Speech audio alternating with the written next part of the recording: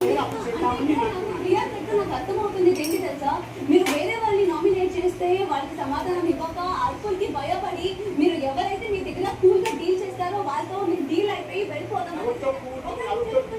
అలా అయితే కెప్టెన్సీ గురించి మీరు మాట్లాడలేకపోతున్నారే. థ్రెడ్ గేమ్ లో కూడా నేను మీరు అంతా అలసిపోతున్నా కూడా నేను మీకు సారీ చెప్పుకుంటూ నేను మీకు సపోర్ట్ చేశాను.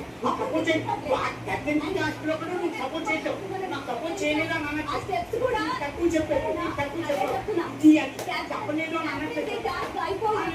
మళ్ళీ ఇప్పుడు కెప్టెన్సీ టాస్క్ అయిపోయాక మీరు రూమ్ వచ్చేసి ఎందుకు మాట్లాడారు? నేను డిన్నర్ అయిపోయింది అందరూ రండి చెప్పి నేను మాట్లాడడానికి రాలేదు. నీతో మాట్లాడడం కాదు, మాట్లాడడానికి రాలేదు. నేను రేషన్ మేనేజర్ నీతో మాట్లాడే నేను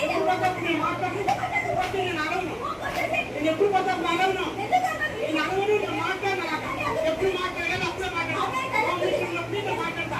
ఎప్పుడు పోతా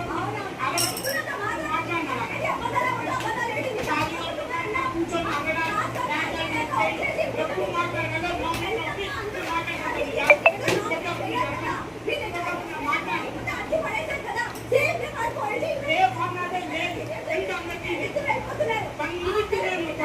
ఫ్లాగ్ పట్టుకుని అలాగా ఫ్లాగ్ పట్టుకొని అవునా కాదా?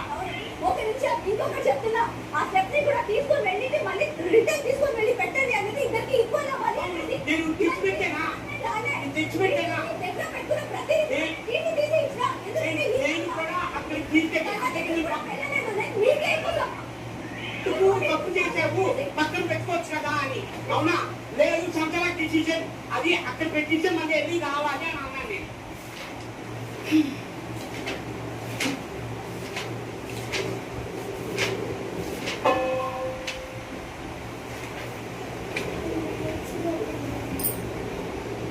అంత అయిపోయాక షుగర్ కోన్ లాగా వచ్చేసి గల్లం పెట్టుకొని ముక్కు మాటలు మాట్లాడేస్తారు.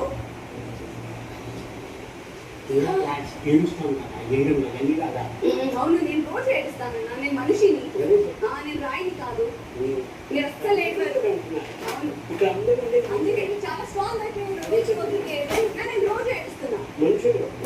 అవును, కరెక్ట్.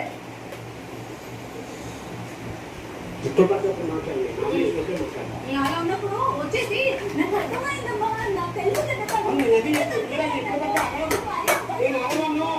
నేను ఎప్పుడు పడితే కాలేదాను నామినేషన్ అప్పుడే మాట్లాడతాను, అప్పుడే మాట్లాడాలి. ఎప్పుడు పడితే మాట్లాడకూడదు. మాట్లాడితే మాట్లాడతాను. నేను మాట్లాడినా